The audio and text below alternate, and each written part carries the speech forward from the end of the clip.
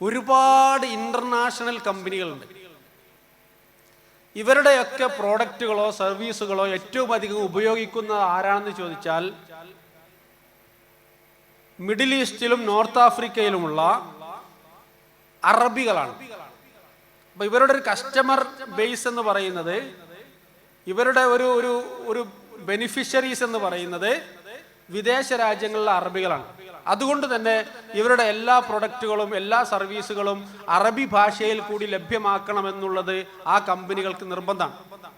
അതുകൊണ്ടാണ് നമ്മളിപ്പോൾ ഏത് സൂപ്പർ മാർക്കറ്റിൽ പോയാൽ ഏത് സാധനം മേടിച്ചാലും അവിടെ അതിലെ ഇംഗ്ലീഷിന്റെ പേര് കാണുന്ന അതേ പ്രാധാന്യത്തിൽ അറബി പേര് കാണുന്നത് അല്ലേ? നമ്മളിപ്പോൾ ഒരു ചായപ്പൊടി മേടിച്ചാൽ, ഒരു സോപ്പ് മേടിച്ചാൽ, ഒരു ടൂത്ത് ബ്രഷ് മേടിച്ചാൽ, നമ്മളൊരു ചോക്ലേറ്റ് മേടിച്ചാൽ അതിൻ്റെയൊക്കെ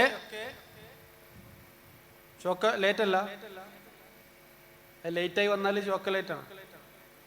എന്താ എങ്ങനെ നിങ്ങൾ പറയണ്ടേ? ചോക്ലേറ്റ്. ആ, sorry for mispronunciation and you corrected me. I never repeat.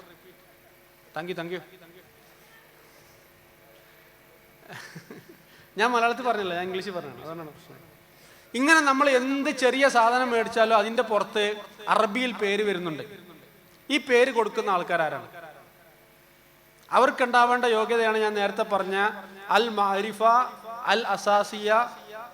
Degree തലത്തിൽ പഠിച്ചുകൊണ്ടിരിക്കുന്ന കുട്ടികളാണ് എൻ്റെ മുമ്പിലിരിക്കുന്നതിൽ ഭൂരിഭാഗവും. PGക്ക് പഠിക്കുന്നവരും ഈ കൂട്ടത്തിലുണ്ട്.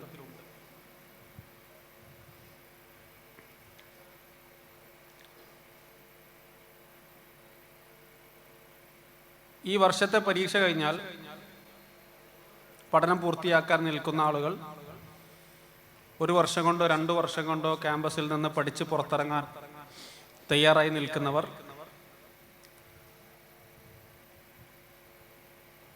നമുക്ക് മുന്നിൽ എന്താണ് ഒരു വഴി, എങ്ങനെയാണ് അടുത്ത ഒരു ഘട്ടത്തിലേക്ക് നമ്മൾ പ്രവേശിക്കുക,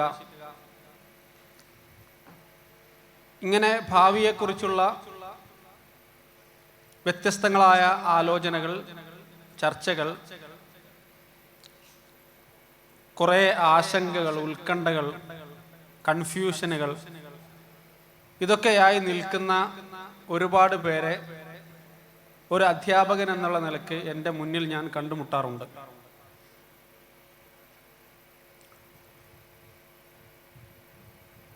അപ്പം നമ്മുടെ ഈ സ്ഥാപനത്തിൽ ഇത്രയും കുട്ടികൾ പഠിക്കുന്നു എന്ന് പറഞ്ഞാൽ അതിൻ്റെ അർത്ഥം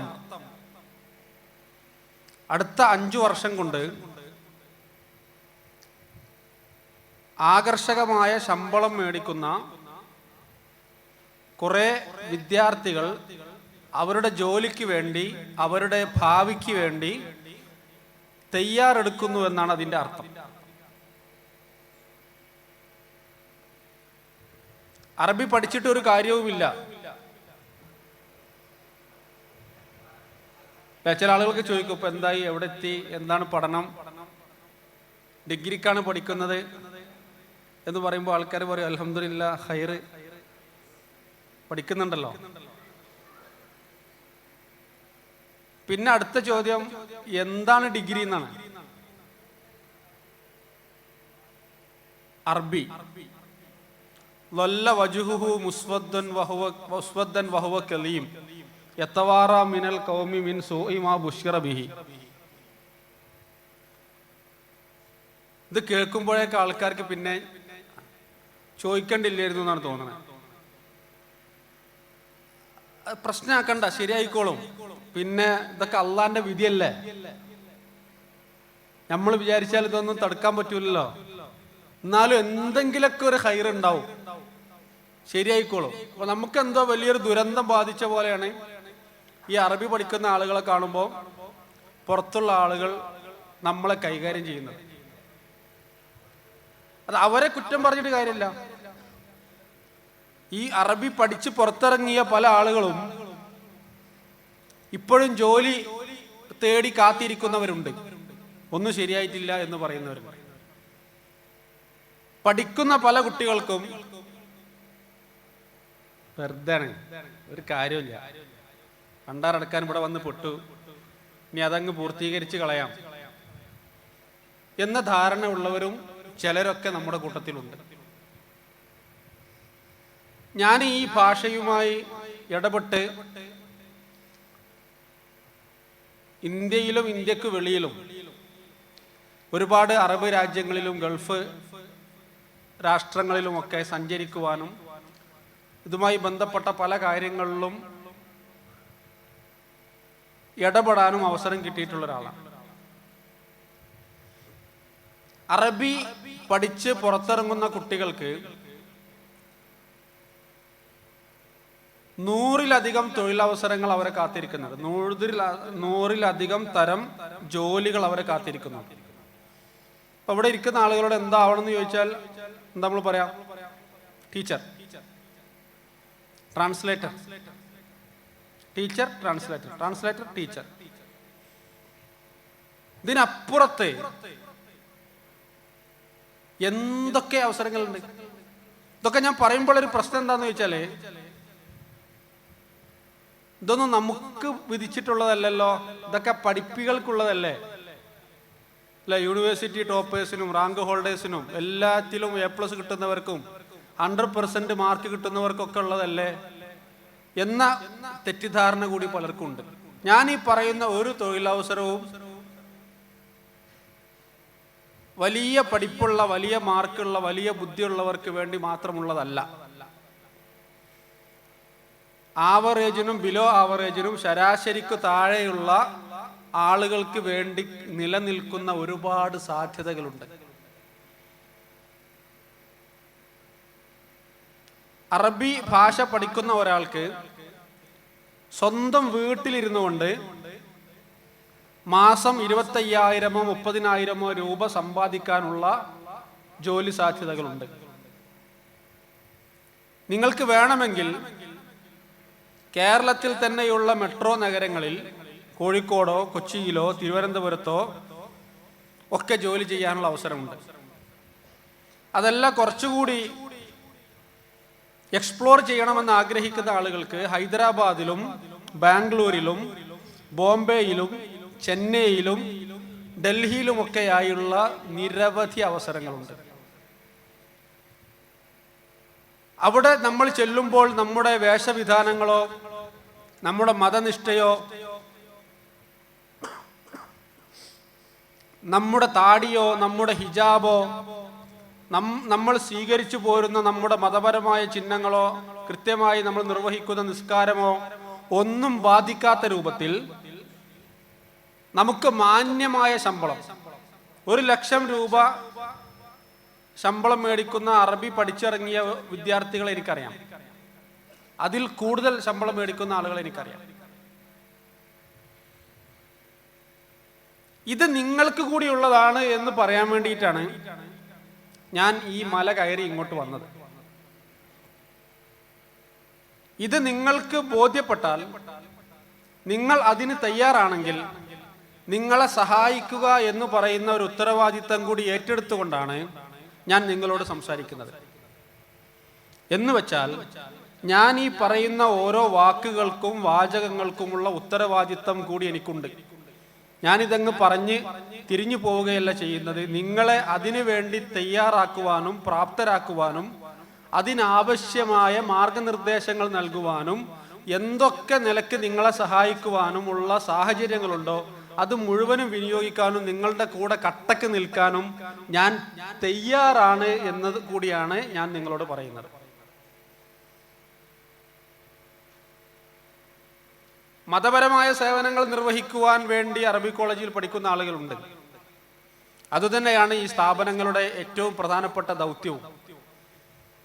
മനുഷ്യ സമൂഹത്തിന് സന്മാർഗത്തിലേക്ക്, തൗഹീദിലേക്ക്, പരിശുദ്ധ ഖുർആനിന്റെ വെളിച്ചത്തിലേക്ക്, സുന്നത്തിലേക്ക് അവരെ ക്ഷണിക്കുവാൻ വേണ്ടി, അവർക്ക് നായകത്വം നൽകുവാൻ വേണ്ടി, അവരുടെ മുന്നിൽ നടക്കുവാൻ വേണ്ടി, ലിൽ മുത്തഖീന ഇമാമൻ എന്ന തലത്തിൽ സേവനങ്ങൾ അർപ്പിക്കുവാൻ വേണ്ടി നമുക്ക് നമ്മുടെ ഒരു ബാധ്യതയുണ്ട്, ഒരു അമാനത്തുണ്ട്. അതുതന്നെയാണ് ഏറ്റവും പ്രധാനം. പക്ഷെ അത് നമ്മൾ അള്ളാഹുവിന്റെ മാർഗത്തിലുള്ള ഒരു സേവനമായി നിർവഹിച്ചുകൊണ്ട് തന്നെ നമുക്ക് ജീവിക്കുവാൻ വേണ്ടി, ഉപജീവന മാർഗത്തിന് വേണ്ടി നല്ല കനപ്പെട്ട ശമ്പളം മേടിച്ചുകൊണ്ടുള്ള ജോലി നമുക്ക് ചെയ്യുന്നത് കൊണ്ട് എന്തെങ്കിലും തടസ്സമുണ്ടോ? ആർക്കെങ്കിലും വിരോധമുണ്ടോ അങ്ങനെ ജോലി കിട്ടുന്നതുകൊണ്ട്? ഇല്ലെങ്കിൽ നിങ്ങൾക്ക് എല്ലാവർക്കും ആ ജോലി കിട്ടും എന്നാണ് എനിക്ക് പറയാനുള്ളത്. അതിന് എന്തൊക്കെ അവസരങ്ങളാണെന്ന് ചോദിച്ചാൽ അത് ഈ ഒരു ദിവസത്തെ ഈ ഒരു അരമണിക്കൂർ നേരത്തെ സംസാരം കൊണ്ട് എനിക്ക് പറഞ്ഞു പൂർത്തീകരിക്കാൻ കഴിയില്ല. ഏറ്റവും ചുരുക്കി ഞാൻ പറഞ്ഞാൽ, പരമ്പരാഗതമായ ജോലി സാധ്യതകളെ കുറിച്ച് ഒന്നുമല്ല ഞാൻ സംസാരിക്കുന്നത്.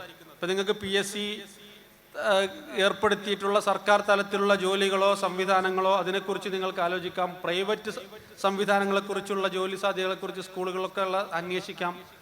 അതിനെക്കുറിച്ചൊന്നുമല്ല ഞാൻ പറയുന്നത്. പരമ്പരാഗതമല്ലാത്ത ഏറ്റവും പുതിയ ന്യൂ ജനറേഷൻ ജോലികളെ കുറിച്ചാണ് ഞാൻ സംസാരിക്കുന്നത്. അതിൽ നിങ്ങൾക്ക് വിദേശത്തേക്ക് യാത്ര ചെയ്യാൻ താല്പര്യമുള്ളവരാണെങ്കിൽ, പ്രത്യേകിച്ച് പെൺകുട്ടികൾക്ക് സ്വാഭാവികമായി അവരുടെ വീട്ടുകാർ, ഭർത്താവോ കുടുംബത്തിലെ ആരെങ്കിലും, പിതാവോ ആങ്ങളെയോ ആരെങ്കിലും ഒക്കെ വിദേശത്ത് ജോലി ചെയ്യുന്നവരുണ്ടെങ്കിൽ, നിങ്ങൾക്ക് അവരുടെ കൂടെ താമസിക്കുവാൻ ആഗ്രഹമുണ്ടെങ്കിൽ അവിടെ നല്ല നിലവാരത്തിൽ താമസിച്ചുകൊണ്ട് തന്നെ വളരെ ഭംഗിയായി നിങ്ങൾക്ക് ചെയ്യാവുന്ന ജോലികളുണ്ട്. ആൺകുട്ടികൾക്കും വിദേശ രാജ്യങ്ങളിൽ ഒരുപാട് തൊഴിൽ സാധ്യതകളുണ്ട്. ഗൾഫിൻ്റെ സാധ്യതയൊക്കെ അവസാനിച്ചു, ഇനി ഗൾഫിലൊന്നും പോയിട്ട് കാര്യമില്ല എന്ന് ചില ആൾക്കാർ പറയാറുണ്ട്. പ്രത്യേകിച്ച് 10-40 കൊല്ലം ഗൾഫിൽ നിന്ന് കുറേ പൈസ ഉണ്ടാക്കി, അതുകൊണ്ട് വീടുണ്ടാക്കി, അതുകൊണ്ട് വണ്ടി വാങ്ങി, അതുകൊണ്ട് മക്കളെ കെട്ടിച്ച്, അതുകൊണ്ട് സ്വത്ത് വാങ്ങി, വലിയ പൈസ ഉണ്ടാക്കിയ ആൾക്കാരോട് പറയും അതൊക്കെ കഴിഞ്ഞു, ഇനിയിപ്പോൾ അതുകൊണ്ടൊന്നും കാര്യമില്ല. ഇത് ഈ വർത്താനം ഇവര് അവിടെ പോകുന്ന കാലത്ത് കേൾക്കാൻ തുടങ്ങിയതാണ്. എന്നിട്ട് 30 കൊല്ലം അവരവിടെ ജോലി ചെയ്തു, എന്നിട്ട് ഗൾഫിനൊന്നും പറ്റിയിട്ടില്ല, ഒന്നും പറ്റാനും പോകുന്നില്ല. കൂടുതൽ കൂടുതൽ സാധ്യതകളും അവസരങ്ങളും വികസനവും പുരോഗതിയും ഗൾഫ് രാജ്യങ്ങളിൽ വന്നുകൊണ്ടിരിക്കുകയാണ്. മുമ്പൊക്കെ നമ്മൾ ഇത്തരം അവസരങ്ങൾ കൂടുതലുള്ളത് എന്ന് കാണുന്നത് വിദേശ രാജ്യങ്ങളുടെ കൂട്ടത്തിൽ UAE പോലെയുള്ള രാജ്യങ്ങളിലായിരുന്നു. UAEയിലൊക്കെ ദീർഘകാലം വർക്ക് ചെയ്ത പത്രപ്രവർത്തകൻ കൂടിയായ എൻ്റെ ജ്യേഷ്ഠ സുഹൃത്ത് ജബ്ബാരിക്ക എൻ്റെ മുമ്പിൽ ഇരിക്കുന്നുണ്ട്. എന്നാൽ UAEയിൽ മാത്രം ഒതുങ്ങി നിരുന്ന അവസരങ്ങൾ ഇപ്പോൾ മറ്റു ഗൾഫ് രാജ്യങ്ങളിലും വ്യാപകമായി വന്നുകൊണ്ടിരിക്കുന്നു. അടുത്ത ഒരു 10-15 വർഷം കൊണ്ട് UAEയെ മറികടക്കുന്ന രൂപത്തിലുള്ള സാമ്പത്തിക വളർച്ചയിലേക്കാണ്, ബിസിനസ് സാധ്യതകളിലേക്കാണ് അൽ മംലക്കത്തുൽ അറബിയ സൗദിയ എന്ന് പറയുന്ന ബിലാദുൽ ഹറമൈൻ, സൗദി അറേബ്യ ഇപ്പോൾ കുതിച്ചുകൊണ്ടിരിക്കുന്നത്. അവരുടെ റോയത്തു 20-30 എന്ന് പറയുന്ന ഒരു പോളിസിയുടെ ഭാഗമായി അവർ മാത്രം കൈവശപ്പെടുത്തിയിരുന്ന ജോലി സാധ്യതകളും അവസരങ്ങളും ഒക്കെ വിദേശികൾക്ക് കൂടി തുറന്നു കൊടുക്കാൻ വേണ്ടിയുള്ള വലിയ, നമുക്കൊന്നും വിശ്വസിക്കാൻ കഴിയാത്ത വലിയ പ്രൊജക്റ്റുകളാണ് അവിടെ വരുന്നത്. 2034 സൗദിയിൽ വരാനിരിക്കുന്ന വേൾഡ് കപ്പോടുകൂടി സൗദിയുടെ മുഖം വ്യാവസായികമായി സാമ്പത്തികമായി കൂടുതൽ മെച്ചപ്പെടുകയാണ്. ഇവിടെയൊക്കെ നമുക്ക് സാധ്യതകളുണ്ട്. അതിന് എന്താണ് ക്വാളിഫിക്കേഷൻ എന്ന് ചോദിച്ചാൽ, നിങ്ങളുടെ ഡിഗ്രിയോ PGയോ PhD സർട്ടിഫിക്കറ്റോ ഒന്നും ചിലപ്പോൾ അതിനാവശ്യമായി വരില്ല. അതിന് നിങ്ങൾക്ക് ആകെ ആവശ്യമായി വരുന്ന ഒരു ക്വാളിഫിക്കേഷൻ എന്ന് പറയുന്നത് മഅരിഫത്തുൽ ലുഗൽ അറബിയ എന്നുള്ളതാണ്. മഅരിഫത്തുൽ ലുഗൽ അറബിയ എന്ന് പറഞ്ഞാൽ knowledge in Arabic, basic knowledge, അൽ മഅരിഫത്ത് അസാസിയ ഫിൽ ലുഗൽ അറബിയ, basic knowledge in Arabic language. Basic knowledge എന്ന് പറഞ്ഞാൽ എന്താണ്? ഇത് കണ്ടാൽ അറബിയാണെന്ന് മനസ്സിലാവണം, അതാണ് ഇതിലുള്ള ക്വാളിഫിക്കേഷൻ. ആ ഭാഷ അങ്ങനെ കണ്ടാൽ ഇത് അറബിയാണെന്ന് മനസ്സിലാവണം. ആ എഴുതിയത് എന്താന്ന് വായിക്കാനുള്ള കഴിവുണ്ടാവണം. അത് അതേപോലെ നോക്കിയിട്ടൊന്ന് ടൈപ്പ് ചെയ്യാനോ എഴുതാനോ ഉള്ള കഴിവുണ്ടാവണം. അതാണ് എൻ്റെ ലക്ഷ്യം. ഈ സിദ്ധികൾ മാത്രമുള്ളവരെ തേടി നിൽക്കുന്ന അവസരങ്ങൾ. ട്രാൻസ്ലേഷനെ കുറിച്ചൊന്നുമല്ല ഞാൻ പറയുന്നത്. ട്രാൻസ്ലേഷൻ എന്നൊക്കെ നമുക്ക് കഴിയണമെങ്കിൽ എന്തൊക്കെ കഴിവ് വേണം? നമുക്ക് അറബി മാത്രം അറിഞ്ഞാൽ പോരല്ലോ. അറബി എന്നുള്ളത് സോഴ്സ് ലാംഗ്വേജ് അല്ലേ, ടാർഗറ്റ് ലാംഗ്വേജ് വേണ്ടേ? ഒന്നുകിൽ മലയാളം വേണം, അല്ലെങ്കിൽ ഇംഗ്ലീഷ് വേണം, അല്ലെങ്കിൽ ഉറുദു വേണം, ഹിന്ദി വേണം. വേറെ ഏതെങ്കിലും ഒരു ലാംഗ്വേജിൽ ഇതേപോലെ നമുക്ക് ഒരു ഈക്വൽ മാസ്റ്ററി വേണം. എന്നാലേ നമുക്ക് ട്രാൻസ്ലേഷനെ കുറിച്ചൊക്കെ ചിന്തിക്കാൻ പറ്റുള്ളൂ. പക്ഷേ ഞാനിത് പറയുന്നത് തുടക്കത്തിൽ ഒരു 20,000-ഓ 25,000-ത്തിലോ തുടങ്ങി 6 മാസം കൂടുമ്പോൾ അതൊരു 35,000-ത്തിലേക്ക് എത്തി. ഒരു വർഷം പൂർത്തീകരിച്ച് രണ്ടാമത്തെ വർഷത്തിലേക്ക് പ്രവേശിക്കുമ്പോൾ 50,000 രൂപ ശമ്പളം മേടിക്കുവാൻ നിങ്ങളെ പ്രാപ്തമാക്കുന്ന ജോലിയെക്കുറിച്ചാണ് ഞാൻ സംസാരിക്കുന്നത്. ഇതിന് നമുക്കുള്ള അറിവ് എന്ന് പറയുന്നത് basic knowledge in Arabic language എന്നുള്ളതാണ്. ഇദാ കാനത് ഇൻദന അൽ മഅരിഫ അൽ അസാസിയ ഫിൽ ലുഗൽ അറബിയ്യതി ഖിറാഅതൻ വ കിതാബതൻ. ഇദാ അൻത തസ്തതിഉ അൻ തഖറഅ അൽ ലുഗൽ അറബിയ്യ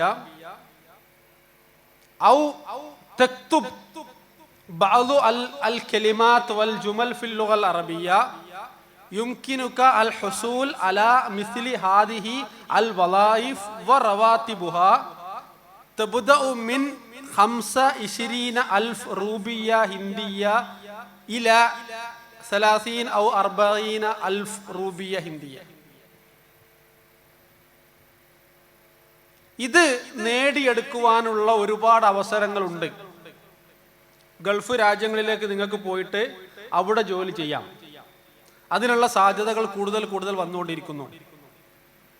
ഇനി ഗൾഫ് രാജ്യങ്ങളിലേക്ക് പോകുവാൻ നിങ്ങളുടെ സാഹചര്യങ്ങൾ അനുവദിക്കുന്നില്ലെങ്കിൽ ഗൾഫ് രാജ്യങ്ങളിലെ കമ്പനികൾ നിങ്ങളെ തേടി ഇപ്പോൾ കേരളത്തിലേക്ക് വന്നുകൊണ്ടിരിക്കുകയാണ്. നമ്മൾ അങ്ങോട്ട് പോകുന്നില്ലെങ്കിൽ ഓല് ഇങ്ങോട്ട് വരും. ഞാൻ വെറുതെ പറയുന്നതല്ല. ഇപ്പൊ പല ഗൾഫ് രാജ്യങ്ങളിലെയും കമ്പനികൾക്ക് അവരുടെ എല്ലാ ഓപ്പറേഷൻസും ദുബായിലും അബുദാബിയിലും ഖത്തറിലും മസ്കറ്റിലും ഒക്കെ നടത്തുന്നതിന് വലിയ സാമ്പത്തിക ചെലവ് വേണം. പക്ഷെ അവിടെ ചെന്ന് നോക്കിയാൽ വർക്ക് ചെയ്യുന്ന ആൾക്കാരൊക്കെ ആരാണ്? ഭൂരിഭാഗം പേരും മലയാളികളാണ്. മുതലാളിമാരും കുറെ പേര് മലയാളികളാണ്. ആ മലയാളികളായ നമ്മള് കേരളത്തിൽ നിന്ന് വന്നിട്ട് കുറെ മലയാളികൾ ഇങ്ങോട്ട് കൊണ്ടുവന്നിട്ട് എന്തിനാണ് ഈ റിസ്ക് എടുക്കുന്നത്? കോമൺ സെൻസ് ആണ്. അപ്പൊ അവരെന്താ ചിന്തിക്കുക? നമുക്ക് നമ്മുടെ മെയിൻ ഓപ്പറേഷൻസ് മാത്രം ഇവിടെ വിദേശ രാജ്യത്ത് നിലനിർത്തിക്കൊണ്ട് നമ്മുടെ ബാക്കിയുള്ള എല്ലാ വർക്കുകളും ബാക്ക് എൻഡ് ഓഫീസ് എന്നുള്ള നിലക്ക് നമുക്ക് എന്തുകൊണ്ട് കേരളത്തിൽ ആരംഭിച്ചുകൂടാ? അതുകൊണ്ട് അവർക്ക് സാമ്പത്തികമായിട്ട് വലിയ ലാഭമാണ്. വലിയ ലാഭം എന്ന് പറഞ്ഞാൽ വലിയ ലാഭമാണ്. കാരണം ഇവിടുന്ന് ഒരാളെ കൊണ്ടുപോയിട്ട് അവിടെ പോറ്റി കൊണ്ടുനടക്കണമെങ്കിൽ അവിടുത്തെ നിയമങ്ങളും അവിടെയുള്ള നിർദ്ദേശങ്ങളും നിബന്ധനകളും ഒക്കെ പാലിക്കണമെങ്കിൽ വലിയ സാമ്പത്തിക ചെലവാണ്. അതിന്റെ ഒരു പകുതിയിൽ കുറഞ്ഞ ചെലവുണ്ടെങ്കിൽ അവർക്ക് ഇവിടെ 2 പേരെ ജോലിക്കെടുക്കാൻ പറ്റും. ഒരാൾക്ക് കൊടുക്കുന്ന പണം കൊണ്ട് 2 പേരെ ജോലിക്കെടുക്കാൻ പറ്റും. ഇപ്പോൾ തന്നെ എനിക്കറിയാവുന്ന 100-ലധികം കമ്പനികൾ കേരളത്തിലും കർണാടകയിലുമായി അവരുടെ പ്രവർത്തനങ്ങൾ തുടങ്ങിയിട്ടുണ്ട്. ഞാൻ തന്നെ എൻ്റെ സ്ഥാപനത്തിൽ നിന്ന് ഒരു 10ഓളം കുട്ടികളെ കഴിഞ്ഞ 2 മാസത്തിനുള്ളിൽ അവർക്ക് ജോലി നേടിക്കൊടുക്കുന്നതിന് വേണ്ടിയുള്ള ഒരു പങ്ക് വഹിച്ചിട്ടുണ്ട്. അപ്പൊ രണ്ടാമത്തെ ഒരു സാധ്യത എന്ന് പറയുന്നത് വിദേശ രാജ്യത്ത് വർക്ക് ചെയ്യുന്ന കമ്പനികളുടെ ബാക്ക് എൻഡ് ഓപ്പറേഷൻസ് അവർ കേരളത്തിലേക്ക് കൊണ്ടുവരുന്നു എന്നുള്ളതാണ്. മൂന്നാമത്തെ സാധ്യത, ഇപ്പൊ തന്നെ ജോലി ആയില്ല, ഇനി ഇതിന്റെ മൂന്നാമത്തെ സാധ്യത അത് വേറെ എവിടെങ്കിലും പോയി പറയാം അല്ലേ? പറയണോ? നിങ്ങൾ കേൾക്കുന്നുണ്ടോ? ശ്രദ്ധിക്കുന്നുണ്ടോ? സൂപ്പറാണല്ലോ. അങ്ങനെയാണെങ്കിൽ ഈ കോളേജിൽ എങ്ങനെയെങ്കിലും ജോലി കിട്ടാൻ പറ്റുമെന്ന് ഞാൻ നോക്കണം. ഇത്ര ശ്രദ്ധ ഉള്ള കുട്ടികളുണ്ടെങ്കിൽ ഇവിടെ ഒരു ചെറിയ ജോലി കിട്ടണമെങ്കിൽ എനിക്കിവിടെ നിങ്ങളുടെ ഉസ്താദായിട്ട് സേവനം അനുഷ്ഠിക്കാലോ. വരണോ? വേറെ ആരെങ്കിലൊക്കെ പണി പോകും ഞാൻ വന്നാൽ. ചിലപ്പോൾ എനിക്ക് തന്നെ തിരിച്ച് പണി കിട്ടും ചെയ്യും. മൂന്നാമത്തെ സാധ്യത എന്ന് പറയുന്നത് അശ്ശരിക്കാത്ത് അൽ മുതഅദ്ദിദത്തുൽ ജിൻസിയാത്ത്, MNC എന്ന് ഇംഗ്ലീഷിൽ പറയും. മൾട്ടിനാഷണൽ കോർപ്പറേറ്റ്സ് മിസ്ല ശരിക്കത്ത് ആമസോൺ व शरीकत गूगल व शरीकत माइक्रोसॉफ्ट व शरीकत हालीबर्टन व शरीकात अल दुवलिया अल कबीर अल उഖ്റ. ഒരുപാട് ഇന്റർനാഷണൽ കമ്പനികളുണ്ട്. ഇവരുടെയൊക്കെ പ്രോഡക്റ്റുകളോ സർവീസുകളോ ഏറ്റവും അധികം ഉപയോഗിക്കുന്ന ആരാണെന്ന് ചോദിച്ചാൽ മിഡിൽ ഈസ്റ്റിലും നോർത്ത് ആഫ്രിക്കയിലുമുള്ള അറബികളാണ്. അപ്പൊ ഇവരുടെ ഒരു കസ്റ്റമർ ബേസ് എന്ന് പറയുന്നത്, ഇവരുടെ ഒരു ബെനിഫിഷ്യറീസ് എന്ന് പറയുന്നത് വിദേശ രാജ്യങ്ങളിലെ അറബികളാണ്. അതുകൊണ്ട് തന്നെ ഇവരുടെ എല്ലാ പ്രൊഡക്റ്റുകളും എല്ലാ സർവീസുകളും അറബി ഭാഷയിൽ കൂടി ലഭ്യമാക്കണമെന്നുള്ളത് ആ കമ്പനികൾക്ക് നിർബന്ധമാണ്. അതുകൊണ്ടാണ് നമ്മളിപ്പോൾ ഏത് സൂപ്പർ മാർക്കറ്റിൽ പോയാൽ ഏത് സാധനം മേടിച്ചാലും അവിടെ അതിൻ്റെ ഇംഗ്ലീഷിൻ്റെ പേര് കാണുന്ന അതേ പ്രാധാന്യത്തിൽ അറബി പേര് കാണുന്നത് അല്ലേ? നമ്മളിപ്പോൾ ഒരു ചായപ്പൊടി മേടിച്ചാൽ, ഒരു സോപ്പ് മേടിച്ചാൽ, ഒരു ടൂത്ത് ബ്രഷ് മേടിച്ചാൽ, നമ്മളൊരു ചോക്ലേറ്റ് മേടിച്ചാൽ അതിൻ്റെയൊക്കെ ചോക്ലേറ്റ് അല്ല, ലേറ്റായി വന്നാൽ ചോക്ലേറ്റ് ആണ്. എന്താ എങ്ങനെ നിങ്ങൾ പറയണ്ടേ? ചോക്ലേറ്റ്. ആ, sorry for mispronunciation and you corrected me. I never repeat. Thank you. ഞാൻ മലയാളത്തിൽ പറഞ്ഞില്ല, ഞാൻ ഇംഗ്ലീഷിൽ പറഞ്ഞാണ്, അതാണ് പ്രശ്നം. ഇങ്ങനെ നമ്മൾ എന്ത് ചെറിയ സാധനം മേടിച്ചാലും അതിൻ്റെ പുറത്ത് അറബിയിൽ പേര് വരുന്നുണ്ട്. ഈ പേര് കൊടുക്കുന്ന ആൾക്കാരാരാണ്? അവർക്കുണ്ടാവേണ്ട യോഗ്യതയാണ് ഞാൻ നേരത്തെ പറഞ്ഞ അൽ മാരിഫ, അൽ അസാസിയ.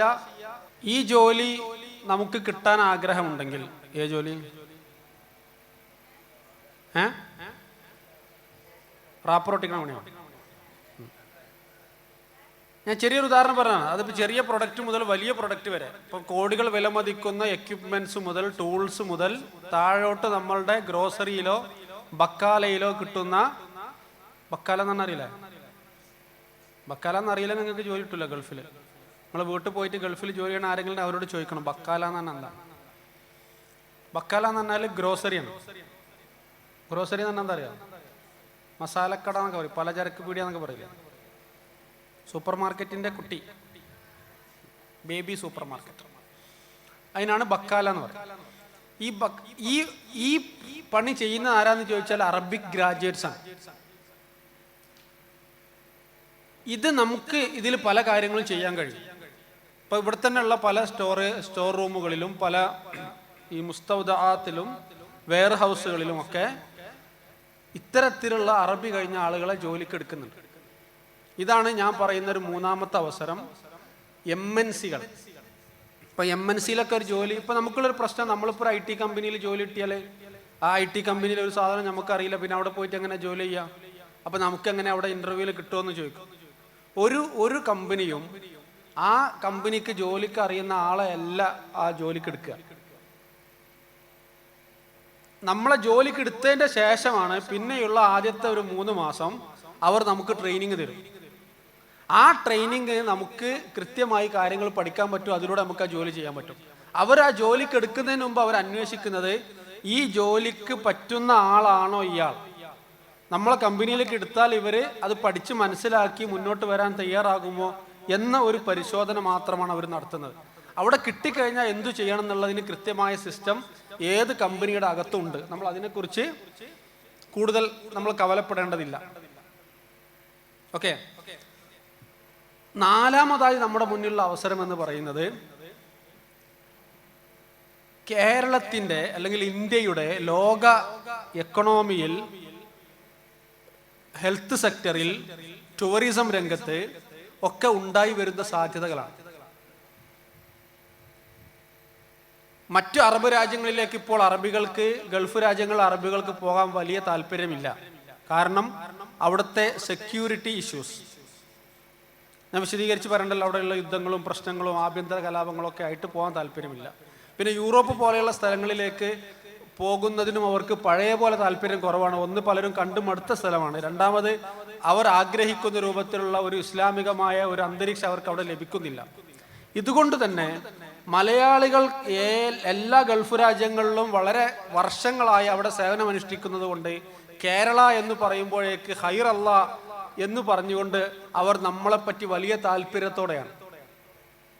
കഴിഞ്ഞ ദിവസം ഞാൻ ഈജിപ്തിലുള്ള ഒരു അറബിയോട് ഞാൻ കേരളത്തിൽ നിന്നാണ് എന്ന് പറഞ്ഞ ഉടനെ അവർ ഇങ്ങോട്ട് പറഞ്ഞത് ബലദ് മഅറൂഫ്, ബലദ് ജമീൽ, നിങ്ങളുടെ രാജ്യം വളരെ പോപ്പുലറാണ്, നിങ്ങളുടെ നാട് വളരെ മനോഹരമാണ് എന്നാണ്.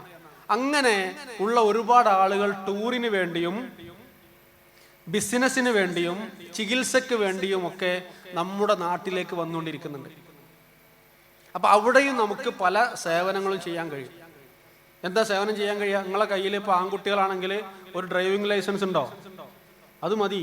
ഡ്രൈവിംഗ് ലൈസൻസ് ഉണ്ടെങ്കിൽ നിങ്ങൾക്ക് സിമ്പിളായിട്ട് അത്തരം കമ്പനികളിലോ ഹോസ്പിറ്റലുകളിലോ ടൂർ ഏജൻസികളിലോ ഒക്കെ നിങ്ങൾക്ക് ജോലി കിട്ടും. പെൺകുട്ടികൾക്ക് സ്വാഭാവികമായി വലിയ സാധ്യതകളാണ് ഹെൽത്ത് സെക്ടറിലും ടൂറിസം ഫീൽഡിലും വരുന്നത്. ഫാമിലികൾ വരുമ്പോൾ, പ്രത്യേകിച്ച് ലേഡീസ് വരുമ്പോൾ അവർക്ക് ഉള്ള സേവനം ചെയ്യാനും അവരെ ഗൈഡ് ചെയ്യാനും അവർക്കാവശ്യമായ ലോജിസ്റ്റിക് സപ്പോർട്ട് കൊടുക്കാനും പെൺകുട്ടികളായ സ്റ്റാഫിനെ തന്നെയാണ് എല്ലാ ഹോസ്പിറ്റലുകളും ഇപ്പോൾ നോക്കിക്കൊണ്ടിരിക്കുന്നത്. നമ്മൾ അറബി പഠിച്ചു അല്ലെങ്കിൽ അറബി പഠിക്കുന്ന മേഖലയിൽ എത്തിപ്പെട്ടു എന്നുള്ളത് അള്ളാഹു നമ്മളോട് ചെയ്ത വലിയ ഒരു അനുഗ്രഹമാണ് എന്ന തിരിച്ചറിവാണ് നമുക്ക് ഓരോരുത്തർക്കും ഉണ്ടാവേണ്ടത്. ഇനി ഞാൻ പറയാൻ പോകുന്നത്, ഈ ജോലിയൊക്കെയുണ്ട്, ആയിരക്കണക്കിന് ജോലി സാധ്യതകൾ നമ്മുടെ മുന്നിലുണ്ട്. ഇത് കിട്ടാൻ നമ്മൾ എന്ത് ചെയ്യണം? ഈ ജോലി ഉണ്ട് നമ്മളെങ്ങനെ അറിയാം? ഈ ജോലിക്ക് ഞാൻ പറ്റുന്ന എങ്ങനെയാണ് മനസ്സിലാക്കുക? ഈ ജോലിക്ക് എന്തൊക്കെയാണ് അതിൻ്റെ നിബന്ധനകൾ, എന്തൊക്കെയാണ് അതിൻ്റെ റിക്വയർമെന്റ്സ്? മാഹിയ അൽ മുത്തത്തല്ലബാത്ത് ലിൽ ഹുസൂലി അലാ ഹാദിഹിൽ വവായിഫ്. ഇത് കിട്ടാനുള്ള വഴി എന്താണ്? ഇത്തരം ജോലികളൊക്കെ ചെയ്ത് മാന്യമായ ശമ്പളം മേടിച്ച് കുടുംബത്തിനെ അങ്ങോട്ട് സപ്പോർട്ട് ചെയ്യുന്നത്, വീണ്ടും വീണ്ടും അവിടുന്ന് ഇങ്ങോട്ട് ചോദിക്കുന്നതല്ല, കുടുംബത്തിനെ അങ്ങോട്ട് സപ്പോർട്ട് ചെയ്ത് ഒരു റെസ്പെക്റ്റ്ഫുൾ ആയ ഒരു ഫാമിലി ലൈഫും ഒരു സോഷ്യൽ ലൈഫും ഒക്കെ നയിക്കണം എന്ന് ആഗ്രഹമുള്ളവർ ഈ കൂട്ടത്തിലുണ്ടോ? ഉണ്ടോ? ഉണ്ടെങ്കിൽ ഒന്നും കൂടി എഴുന്നേൽക്ക്. അതിങ്ങനെ ഈ തരത്തിലുള്ള ജോലികളൊക്കെ കിട്ടണം, ജോലി ചെയ്യാൻ താല്പര്യമുണ്ട് എന്നുള്ള ആൾക്കാർ എത്ര പേരുണ്ടെന്ന് അറിയാൻ വേണ്ടിയിട്ടാണ്.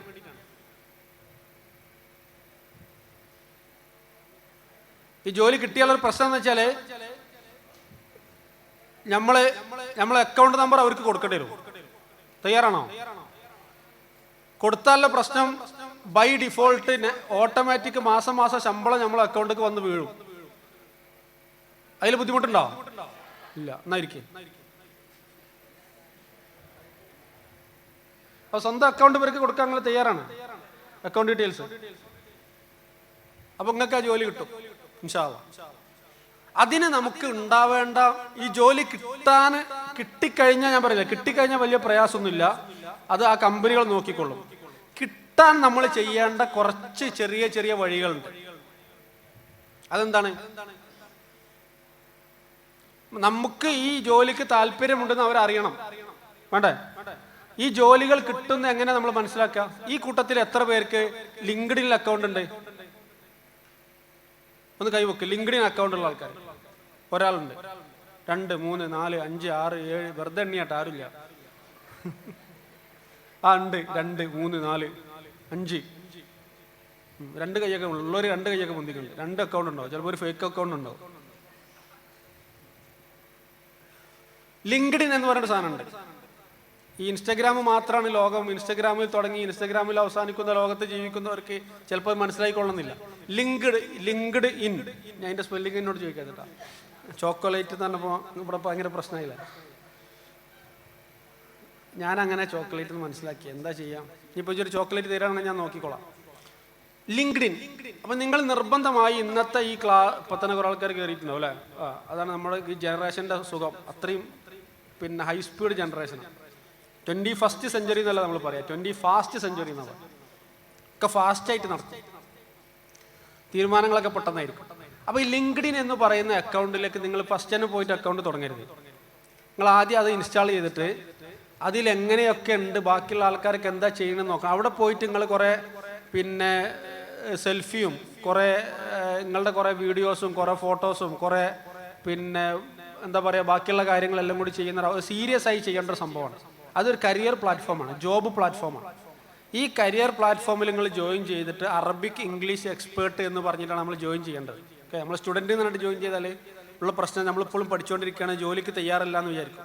അപ്പോൾ നമ്മൾക്ക് അറബിക് ഇംഗ്ലീഷ് എക്സ്പേർട്ട് എന്ന് പറഞ്ഞിട്ടാണ് നമ്മൾ എന്ത് ചെയ്യേണ്ടത്? ജോലിക്ക് നമ്മളെ പ്രൊഫൈൽ കൊടുക്കേണ്ടത്, നമ്മുടെ ഡെസിഗ്നേഷൻ, അങ്ങനെ ബയോ കൊടുക്കേണ്ടത്. അത് കൊടുത്തു കഴിഞ്ഞ് നിങ്ങൾ അതിൽ ജോയിൻ ചെയ്ത് കഴിഞ്ഞാൽ നിങ്ങൾക്ക് നോട്ടിഫിക്കേഷൻ ഇങ്ങനെ വന്നുകൊണ്ടിരിക്കും.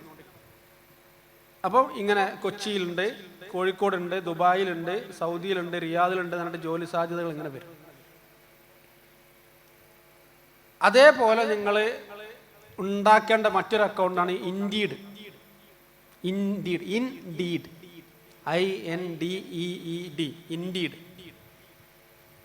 ഇൻഡീഡ് എന്ന് പറയുന്നത് ഒരു ജോബ് പോർട്ടലാണ്. ജോബ് പോർട്ടൽ അതിൽ നിങ്ങൾ അക്കൗണ്ട് ഉണ്ടാക്കണം. അതേപോലെ ഒരു ജോബ് പോർട്ടലാണ് Naukri.com. നോക്കിരി എന്ന് പറഞ്ഞാൽ ജോലി എന്നാണ് അർത്ഥം. NAUKRI നോക്കിരി. ഇനി ഇതൊന്നുമില്ല, നമ്മൾ ഇൻസ്റ്റഗ്രാമില്ലേ, ഇൻസ്റ്റഗ്രാം ഉണ്ടെങ്കിൽ തന്നെ നിങ്ങൾക്ക് ജോലി കിട്ടും. അതെങ്ങനെയാന്ന് വെച്ചാൽ ഇൻസ്റ്റഗ്രാമിൽ നിങ്ങൾ സെർച്ച് ചെയ്യുന്നത് മുഴുവനും അറബിക് റിലേറ്റഡ് ആയ കാര്യങ്ങളാവണം. ഓക്കെ, ഇപ്പൊ സെർച്ച് ചെയ്യണ കുറെ കാര്യങ്ങളില്ലേ, എന്താണ് ഗോപൻ സ്വാമി, മഹാസമാധി, അല്ലേ, ബോച്ചെ, കുന്തി ദേവി, പിന്നെന്താണ്, അല്ലേ, ഇങ്ങനെയുള്ള കുറേ സാധനങ്ങളുണ്ടാവും. മറ്റാളെ മാരേജ്, ഇയാളെ ഡൈവോഴ്സ്. ഒരാൾ മാരേജ് കഴിഞ്ഞാൽ പിന്നെ ഉടനെ എന്നാ ഡൈവോഴ്സ് എന്നായിരിക്കും അടുത്ത സെർച്ച്. മറ്റാളെ ഏജ്, അയാളുടെ ലൊക്കേഷൻ, അയാളുടെ ഇൻകം. ഇതിനൊക്കെ പകരം ഈ അൽഗോരിതം എന്നൊരു സംഭവമുണ്ട്. അറിയോ അൽഗോരിതം? അതൊരു അറബി പദമാണ്. അൽഗോരിതം എന്ന് പറഞ്ഞാൽ അറബി പദമാണ്. നിങ്ങൾക്ക് അറിയോ അൽഗോരിതം എന്ന് കേട്ടിട്ടുണ്ടോ? അൽഗോരിതം എന്ന് പറഞ്ഞാൽ നമ്മളുടെ സെർച്ചിന്റെയും നമ്മൾ ഉപയോഗിക്കുന്ന ഉപയോഗത്തിന്റെയും അടിസ്ഥാനത്തിൽ നമ്മുടെ ഇൻട്രസ്റ്റ് എന്താണെന്ന് കണ്ടുപിടിച്ചിട്ട് അതിലേക്ക് നമ്മളെ കൂടുതൽ നയിക്കും. ഇപ്പൊ നമ്മൾ എവിടെയെങ്കിലും ഒരു ടെക്സ്റ്റൈൽസിനെ പറ്റി സെർച്ച് ചെയ്താൽ പിന്നെ ഫുള്ള് ടെക്സ്റ്റൈൽസ് ആണ് വരിക. നമ്മളൊരു ചെരുപ്പിന്റെ വില എവിടെയെങ്കിലും നോക്കിക്കഴിഞ്ഞാൽ പിന്നെ ചെരുപ്പ് കൊണ്ട് ഏറായിരിക്കും ഇൻസ്റ്റാഗ്രാമിൽ. ഇതിനാണ് നമ്മൾ അൽഗോരിതം എന്ന് പറയാം. ഈ അൽഗോരിതം തന്നെ ശരിക്കും അറബി പദമാണ്. അതിന്റെ അറബി പദം അൽ ഖവാറസ്മിയ എന്നാണ്. അൽ ഖവാറസ്മി എന്ന് പറയുന്ന ഒരു മുസ്ലിം സയന്റിസ്റ്റ്, അദ്ദേഹം ഉണ്ടാക്കിയെടുത്തൊരു ഈക്വേഷൻ ആണിത്. അതിന്റെ പേരിലാണ് ഇത് അറിയപ്പെടുന്നത്. അപ്പൊ ഈ അൽഗോരിതം അനുസരിച്ച് നമ്മൾ ഇപ്പൊ ഉള്ള കുറെ സാധനങ്ങളുണ്ടല്ലോ, ഒരു ഉപകാരം ഇല്ലാത്ത കുറെ, അല്ലെ, കുറെ അക്കൗണ്ടുകൾ, പേരൊന്നും ഞാൻ പറയണില്ല, അല്ലെ, കുറെ അങ്ങനത്തെ കുറെ സാധനങ്ങൾ. ആദ്യം ഒരു ചങ്ങായി ഒരു അക്കൗണ്ട് തുടങ്ങി ഗൾഫിൽ നിന്ന് ജോലി കഴിഞ്ഞ് വന്നിട്ട് അതിൽ കുറച്ച് ആളെ കിട്ടി. പിന്നെ ആള് കുറയുന്ന തോന്നിയപ്പോൾ ഓനും അവൻ്റെ പെണ്ണുങ്ങളെയും കൂട്ടി വന്ന്, പിന്നെ ഓനും പെണ്ണുങ്ങളും കൂടി തുടങ്ങി. ഇപ്പൊ പെണ്ണുങ്ങൾക്ക് വേറെ അക്കൗണ്ടായി.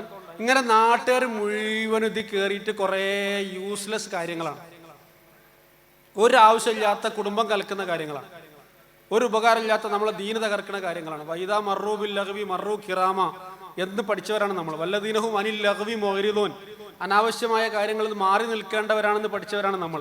അതുകൊണ്ട് തന്നെ നമ്മൾ അത്തരം കാര്യങ്ങളൊക്കെ തൽക്കാലം എന്തിനാ അങ്ങനെ കുറേ വേറുള്ളവന്റെ കുടുംബജീവിതം, ബാക്കിയുള്ളവരുടെ രഹസ്യങ്ങളൊക്കെ കിട്ടിയിട്ട് കാര്യം? അവരാരെങ്കിലും നമുക്ക് തിന്നാൻ തരുമോ? നമുക്ക് തിന്നണമെങ്കിൽ നമ്മൾ തന്നെ ഉണ്ടാക്കണം. അതുകൊണ്ട് നിങ്ങൾ ഇപ്പൊ ഉള്ള ആവശ്യമില്ലാത്ത കുറേ അക്കൗണ്ടുകൾ അൺഫോളോ ചെയ്തിട്ട് അറബിയിലുള്ള കുറച്ച് അക്കൗണ്ടുകൾ നിങ്ങൾ ഫോളോ ചെയ്യാം. അറബിയിലുള്ള, അതേപോലെ തന്നെ ഇംഗ്ലീഷിലുള്ള, വെറുതെ ലേൺ ഇംഗ്ലീഷ് നിങ്ങൾ സെർച്ച് ചെയ്താൽ തന്നെ ഒരു 10,000 അക്കൗണ്ട് ഇങ്ങനെ വരും. അതിൽ നല്ല റിവ്യൂ ഉള്ള, നല്ല ഫോളോവേഴ്സ് ഉള്ള ഒരു 10 അക്കൗണ്ട് ഇംഗ്ലീഷിലും ഒരു 10 അക്കൗണ്ട് അറബിയിലും നിങ്ങൾ ഫോളോ ചെയ്താൽ പിന്നെ നിങ്ങൾ തുറക്കുമ്പോഴൊക്കെ അറബി ഇംഗ്ലീഷും ഇങ്ങനെ വരും. അത് നിങ്ങൾ കേൾക്കാൻ തുടങ്ങിക്കഴിഞ്ഞാൽ പിന്നെ എവിടെയൊക്കെ അതിൻ്റെ സാധനങ്ങളുണ്ടോ അതൊക്കെ നിങ്ങൾക്ക് വന്നുകൊണ്ടിരിക്കും. അപ്പം നമുക്കിതിൽ ഞാനിത് പറയാനുള്ള കാരണം എന്താണെന്ന് വെച്ചാൽ, ഈ ഇന്റർവ്യൂവിന് ഇരിക്കുന്ന ആളുകൾക്ക്, ജോലി തരുന്ന HR മാനേജർമാർക്കുള്ളൊരു പ്രശ്നം നിങ്ങൾ ശ്രദ്ധിക്കുന്നുണ്ടോ ഞാൻ പറയണേ? അവർക്കുള്ളൊരു വലിയൊരു പ്രശ്നം എന്താണെന്ന് വെച്ചാൽ ഗൈബ് അറിയാനുള്ള കഴിവില്ല എന്നുള്ള. നമ്മളെ മനസ്സിന്റെ ഉള്ളിൽ എന്തൊക്കെ ഉണ്ടെന്ന് അറിയാനുള്ള കഴിവ് അവർക്ക് അല്ലാഹു തആല കൊടുത്തിട്ടില്ല. അപ്പൊ നമ്മൾ പറഞ്ഞിട്ട് കേട്ടിട്ട് വേണം അവർക്ക് നമ്മളെ പറ്റി മനസ്സിലാക്കാൻ. മനസ്സിലായോ? എന്ന് പറഞ്ഞാൽ തൊള്ള തുറക്കാനുള്ള കഴിവ് വേണം. അവരെന്തെങ്കിലുമൊക്കെ ചോദിക്കുമ്പോ അങ്ങനൊന്നുമില്ല, ഇങ്ങനെ കുറെ ചിരിച്ചു കുത്തിരുന്നാൽ ജോലി കിട്ടൂല. അപ്പൊ അവരിങ്ങോട്ട് ചോദിക്കുന്നതിനനുസരിച്ച് അങ്ങോട്ട് പറയാനുള്ള കഴിവ് വേണം. ഇവരാരും അറബിക് എക്സ്പേർട്ടുകളായിരിക്കൂല. ഈ ജോലിക്ക് ചോദിക്കുന്ന HR മാനേജർമാരൊന്നും അറബി എക്സ്പേർട്ട് ആവില്ല. അവർ ചോദിക്കൽ ഏത് ലാംഗ്വേജിലായിരിക്കും? ഇംഗ്ലീഷിലാണ് ചോദിക്കുക. ഏത് ഇന്റർവ്യൂ, ലോകത്ത് എവിടെ ഇന്റർവ്യൂ നടന്നാലോ ആ ഇന്റർവ്യൂവിന്റെ ലാംഗ്വേജ് ഇംഗ്ലീഷ് ആയിരിക്കും. അല്ലെ, നമ്മൾ വെറുതെ ഒരു മദ്രസ പഠിപ്പിക്കാൻ പോയാൽ സദർ മുദരീസും കമ്മിറ്റി സെക്രട്ടറിക്ക് ഇരുന്നിട്ട് അവർ പിന്നെ ഇൻട്രൊഡ്യൂസ് യുവർ സെൽഫ് എന്നൊക്കെയാണ് പറയും. അല്ലെ, ഇപ്പൊ ഒരു അൽഫിത്ര പഠിപ്പിക്കാൻ പോയ ഇംഗ്ലീഷിലാണ് ഇന്റർവ്യൂ. ചെറിയ LP സ്കൂളിൽ പോയ ഇംഗ്ലീഷിലെ ഇന്റർവ്യൂ. അപ്പൊ നമ്മൾ ഇന്റർവ്യൂവിന് അവിടെ ചെന്നിട്ട് ഇംഗ്ലീഷിൽ പറയണമെങ്കിൽ നമുക്ക് ആദ്യം എന്ത് വേണം? ഇംഗ്ലീഷിൽ കുറച്ചൊക്കെ സംസാരിച്ച് പരിചയം വേണ്ടേ? അപ്പൊ നിങ്ങളോട് എനിക്ക് പറയാനുള്ള ഒരേ ഒരു സംഗതി ഇതാണ്. ഇപ്പൊ പഠിക്കലും പഠിക്കാതിരിക്കലും, പരീക്ഷയ്ക്ക് ജയിക്കലും ജയിക്കാതിരിക്കലും ഒക്കെ ഓരോരുത്തരുടെ താല്പര്യം, കഴിവൊക്കെയാണ്. എല്ലാവർക്കും ഫുള്ള് മാർക്ക് വാങ്ങാനും എല്ലാവർക്കും എല്ലാത്തിലും ജയിക്കാനൊന്നും പറ്റില്ല. പക്ഷെ ഇവിടെ നമ്മൾ പഠിക്കുന്നുണ്ടെങ്കിൽ ഈ പഠിപ്പ് കൊണ്ട് നമുക്ക് കിട്ടേണ്ട ഏറ്റവും പ്രധാനപ്പെട്ട ഒരു സംഗതി ലാംഗ്വേജിലുള്ള കമ്മ്യൂണിക്കേഷനാണ്. അതിന് കുറച്ച് മലയാളം നമ്മൾ റെസ്ട്രിക്റ്റ് ചെയ്യണം. മലയാളം നമ്മൾ ഒഴിവാക്കണം. എന്നിട്ട് നമ്മൾ ഇംഗ്ലീഷിൽ സംസാരിക്കണം, അറബിയിൽ സംസാരിക്കണം. നമ്മൾ എത്ര കൊല്ലമായി ഈ ഭാഷ പഠിക്കാൻ തുടങ്ങിയിട്ട്? എത്ര വർഷമായി നമ്മൾ ഇംഗ്ലീഷ് പഠിക്കാൻ തുടങ്ങിയിട്ട്? എത്ര കൊല്ലമായി നമ്മൾ അറബി പഠിക്കാൻ തുടങ്ങിയിട്ട്? പക്ഷെ ഇപ്പോഴും ആരെങ്കിലും ചോദിച്ചാൽ നമ്മളെന്താ പറയാ? താരിഫുൽ അറബി, അറബി മാലും കൊഞ്ചം കൊഞ്ചം, തൊട തൊട, അല്ലേ? എന്നാൽ നിങ്ങൾ ഒരു വിവരവും വിദ്യാഭ്യാസം ഇല്ലാത്ത, ഒരു സർട്ടിഫിക്കറ്റ് ഇല്ലാത്ത ഒരാൾ വെറുതെ സൗദി പോയിട്ട് ഒരു 3 മാസം വർക്ക് ചെയ്താൽ അയാൾ വളരെ ഫ്ലുവൻ്റ് ആയിട്ട് അറബി സംസാരിക്കും, ഉറുദു സംസാരിക്കും, ഇംഗ്ലീഷ് സംസാരിക്കും. അപ്പൊ ഒരു വിവരം ഇല്ലാന്ന് വിചാരിച്ചിട്ട് നമ്മളൊക്കെ വീട്ടിൽ കാണുന്ന നമ്മളെ വീട്ടിലുള്ള കുറേ ആൾക്കാരുണ്ടല്ലോ, അവർക്കൊന്നും നമ്മളത്ര വിദ്യാഭ്യാസം ഇല്ല, അവർക്കൊന്നും നമ്മളത്ര A+ ഇല്ല, അവർക്കൊന്നും വേണ്ടത്ര എഡ്യൂക്കേഷൻ കിട്ടിയിട്ടില്ലാതെ അവരോടൊക്കെ ഒന്ന് സംസാരിച്ച് നോക്കണം. നിങ്ങൾക്ക് സ്പോക്കൺ അറബി പഠിക്കാനും സ്പോക്കൺ ഇംഗ്ലീഷ് പഠിക്കാനും ഏറ്റവും നല്ല ഇൻസ്റ്റിറ്റ്യൂട്ടും അക്കാഡമി ഏതാ നിങ്ങൾക്ക് അറിയോ? നിങ്ങളെ പെരയിലുള്ള ഗൾഫിൽ ജോലി ചെയ്യുന്ന ആൾക്കാരാണ്, സ്വന്തം വീട്ടിലുള്ള. അവരോട് നിങ്ങൾ ചെന്നിട്ട് കൈഫൽ ഹാൽ ഷുഹ്ബാറക് കൊല്ലും തമാം എന്നൊക്കെ പറയുന്നത് ചോദിച്ചു നോക്കെ, അവർ ഇങ്ങോട്ട് പിന്നെ പറയാൻ തുടങ്ങും. നിർത്തണമെങ്കിൽ പിന്നെ നമ്മൾ വേറെ എന്തെങ്കിലുമൊക്കെ കൊടുക്കേണ്ടി വരും. അത്രയും നല്ല പ്രാക്ടിക്കൽ നോളജ് ഉള്ള ആളുകളാണ് ഈ എക്സ്പാട്രിയേറ്റ് ആയിട്ടുള്ള, മുമ്പ് ഗൾഫിൽ ജോലി ചെയ്ത് തിരിച്ചു വന്ന ആളുകൾ. ഇവരെ ഒന്ന് ഉപയോഗിച്ചിട്ട് നിങ്ങളൊന്ന് സംസാരിച്ച് തുടങ്ങിയാൽ മതി. പണ്ടൊക്കെ നമുക്കൊരു അറബിനെ കിട്ടണമെങ്കിൽ നമ്മൾ അറബി ഉള്ളിടത്ത് പോകണം, അല്ലെങ്കിൽ അറബി ഇങ്ങോട്ട് വരണം. ഇപ്പം നമ്മളെ കയ്യിൽ സോഷ്യൽ മീഡിയ ഉള്ളതുകൊണ്ട് ഒരു ബുദ്ധിമുട്ടില്ല. പക്ഷെ നമ്മളെ ഈ ആവശ്യമില്ലാത്ത ഈ മടിയും നമ്മളുടെ ഈ ഒരു ഹയാവും ഒരു ഹൗഫും ഒക്കെ കൊണ്ട് ഒഴിവാക്കിയിട്ട് നമുക്കിത് കിട്ടിയേ തീരൂ. ഇത് കിട്ടിയിട്ടില്ലെങ്കിൽ അവസ്ഥ എന്താ? എത്ര വയസ്സായി നമുക്ക്? എത്ര കാലമായി നമ്മളെ ഫാമിലിനെ ഇങ്ങനെ ട്രബിൾ ചെയ്യണത്? എത്ര കാലം അങ്ങോട്ടും ഇങ്ങോട്ടും GB 100, GB 10, GB 20 എന്നിട്ട് എത്ര പേർക്ക് ഗൂഗിൾ പേ അങ്ങോട്ടും ഇങ്ങോട്ടും അയക്കാൻ പറ്റും? സ്വന്തമായിട്ട് ജീവിക്കണ്ടേ? നമ്മളെ കാര്യങ്ങൾ നടക്കണ്ടേ? നമ്മുടെ പാരൻസിനെ നമ്മൾ സപ്പോർട്ട് ചെയ്യണ്ടേ? നമ്മൾ പാവപ്പെട്ട ഒരുപാട് ആളുകളെ സഹായിക്കാനുള്ള ഉത്തരവാദിത്വം നമുക്കില്ലേ? ഇത് നമുക്ക് സാധിക്കും. അതിന് നിങ്ങൾ ചെയ്യേണ്ടത് ഇന്നു മുതൽ നിങ്ങളുടെ ലാംഗ്വേജ് തഹ്വീലുൽ ലുഗൽ അറബിയ മിനൽ മലയാളമിയ ഇലൽ അറബിയ വൽ ഇംഗ്ലീസിയ, തഹ്വീലുൽ ലുഗ മിനൽ മലയാളമിയ ഇല അൽ അറബിയ വൽ ഇംഗ്ലീസിയ. We are going to start a serious activity in our life. We are going to start English for speaking each other, for communicating each other. നമുക്ക് ഇംഗ്ലീഷ് അറിയില്ല എന്ന് വെറുതെ തോന്നുകയാണ്. എത്ര കാലമായി നമ്മളിത് പഠിക്കുന്നുണ്ട്. നമുക്ക് ഇംഗ്ലീഷ് അറിയും, നമുക്ക് ഇംഗ്ലീഷ് പറയാനും കഴിയും. അറബി നമുക്കറിയില്ല, അറബി അറിയും. ഈ ഉള്ള അറബി കൊണ്ട് ഉള്ള ഇംഗ്ലീഷ് കൊണ്ട് ഒന്ന് പരസ്പരം അങ്ങോട്ടും ഇങ്ങോട്ടും സംസാരിക്കാൻ വേണ്ടിയിട്ടുള്ള ഒരു തീരുമാനം നിങ്ങൾ എടുക്കാം. അത് ഇൻഡിവിജ്വൽ ആയിട്ട് എടുക്കാം.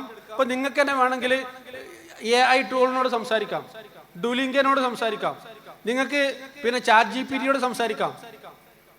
നീ അതിനൊന്നും പോകണ്ട. നിങ്ങൾക്ക് ഒരു അടുത്ത സുഹൃത്തില്ലേ നിങ്ങളെ ഹോസ്റ്റലിൽ, നിങ്ങളുടെ റൂമിൽ, നിങ്ങളെ ക്ലാസ്സിലൊക്കെ ഉള്ള ക്ലാസ്മേറ്റ്, ബെഞ്ച് മേറ്റ്, അല്ലേ, ബെഡ് മേറ്റ് ഒക്കെ ആയിട്ടുള്ള ആൾക്കാരില്ലേ, അവരോട് സംസാരിക്കാം. എന്നിട്ട് അങ്ങോട്ടും ഇങ്ങോട്ടൊക്കെ സംസാരിച്ച് ഞാൻ ഉറപ്പ് തരാം, ഒരു 3 ആഴ്ച തുടർച്ചയായിട്ട് നിങ്ങൾ ഈ ലാംഗ്വേജ് സംസാരിക്കാൻ തുടങ്ങിയാൽ ഇപ്പം നിങ്ങൾ ഇരിക്കുന്നതിൻ്റെ എത്രയോ മുകളിലേക്ക് നിങ്ങൾക്ക് ഉയരാൻ കഴിയും. അതുകൊണ്ടല്ലാതെ ഒരിക്കലും നമുക്ക് രക്ഷയില്ല. നമ്മൾ സംസാരിക്കാൻ തുടങ്ങണം. ഒരു ലാംഗ്വേജ് എന്ന് പറഞ്ഞാൽ അതിൻ്റെ അർത്ഥം ആ ലാംഗ്വേജിൽ സംസാരിക്കാനുള്ള കഴിവാണ്. ആ കഴിവ് നിങ്ങൾ നേടിയെടുക്കണം. ആ കഴിവ് നിങ്ങൾ നേടിയെടുക്കുന്ന ഒരു പ്രാക്ടിക്കൽ നോളജ് ഉണ്ടാവണം. അൽ മുമാറസ അൽ യൗമിയ അലി തഹദ്ദുസി ഫിൽ ലുഗൽ അറബിയ വ അൽ ലുഗൽ ഇംഗ്ലീസിയ മഅൻ. കുറച്ച് ഇംഗ്ലീഷും കുറച്ചധികം അറബിയും നമ്മളെ കയ്യിലുണ്ടെങ്കിൽ നിങ്ങൾക്ക് എല്ലാവർക്കും വളരെ ബ്രൈറ്റ് ആയിട്ടുള്ള, വളരെ റെസ്പെക്ട്ഫുൾ ആയിട്ടുള്ള, വളരെ സേഫ് ആയിട്ടുള്ള, വളരെ അട്രാക്റ്റീവ് ആയിട്ടുള്ള ഒരുപാട് സാധ്യതകളും അവസരങ്ങളും കാത്തിരിക്കുന്നുണ്ട്. ഞാൻ അവസാനിപ്പിക്കുന്നതിന് മുമ്പ് ഒരൊറ്റ കാര്യം കൂടി ഞാൻ പറയട്ടെ. നിങ്ങൾക്ക് ഇനി കൂടുതൽ പഠിക്കണമെന്നാണ് താല്പര്യം, അക്കാഡമിക്സിൽ മുന്നോട്ട് പോകണമെന്നാണ് താല്പര്യമെങ്കിൽ അതിനും നിങ്ങൾക്ക് വിദേശ രാജ്യങ്ങളിൽ അവസരമുണ്ട്. സ്കോളർഷിപ്പോടുകൂടി പഠിക്കുവാൻ വേണ്ടിയുള്ള ഒരുപാട് അവസരങ്ങൾ ഒരുപാട് ഇൻ്റർനാഷണൽ യൂണിവേഴ്സിറ്റികൾ നിങ്ങൾക്ക് തുറന്നു വെക്കുന്നുണ്ട്. അത് ഗൾഫ് രാജ്യങ്ങൾ മാത്രമല്ല, വെസ്റ്റേൺ കൺട്രികളിലൊക്കെ ഓക്സ്ഫോർഡ്, കാംബ്രിഡ്ജ്, ഹാർവാർഡ് മുതലുള്ള ഏത് യൂണിവേഴ്സിറ്റി പോയാലും അവിടെയൊക്കെ അറബിക്കിനും ഇസ്ലാമിക് സ്റ്റഡീസിനും ഒരുപാട് അവസരങ്ങളുണ്ട്. ലക്ഷങ്ങൾ, ഓരോ മാസവും ലക്ഷങ്ങൾ സ്കോളർഷിപ്പാണ് അവർ കൊടുക്കുന്നത്. അപ്പോൾ ജോലിക്ക് വേണ്ടി നമ്മൾ ആഗ്രഹിക്കുന്നത് എന്തിനു വേണ്ടിയിട്ടാണ്? പൈസ ഇട്ടാൻ വേണ്ടിയിട്ടാണ്. ജോലി ഇല്ലാതെ പഠിച്ചാൽ തന്നെ പൈസ ഇട്ടുന്നുണ്ടെങ്കിൽ പഠിക്കല്ല നല്ലത്. അതിനുമുള്ള സാധ്യതകൾ നമ്മുടെ മുന്നിലുണ്ട്. ഇതൊക്കെ മനസ്സിലാക്കിയ നിങ്ങൾ ഇനി നാളെ മുതൽ വീണ്ടും കൂല തത്തനെ എന്ന് പറഞ്ഞിട്ട് തല കുത്തനെ പോകരുത്. നിങ്ങൾ എന്ത് ചെയ്യണം? ഇന്നു മുതൽ ഒരു പുതിയ ബിസ്മില്ല നതവക്കൽ അലല്ലാഹ് നസ്അലുല്ലാഹ തൗഫീഖ് ലി ബിദായത്തി ഹയാത്തിൻ ജദീദത്തിൻ ഫിൽ ലുഗൽ അറബിയ്യത്തി വൽ ഇംഗ്ലീസിയ്യ നസ്അലുല്ലാഹ തൗഫീഖ് ലി അൽ നജാഹാത്ത് വൽ ഇൻജാസാത്ത് ഫി ഹയാത്തിന ഫിൽ മുസ്തഖ്ബിൽ.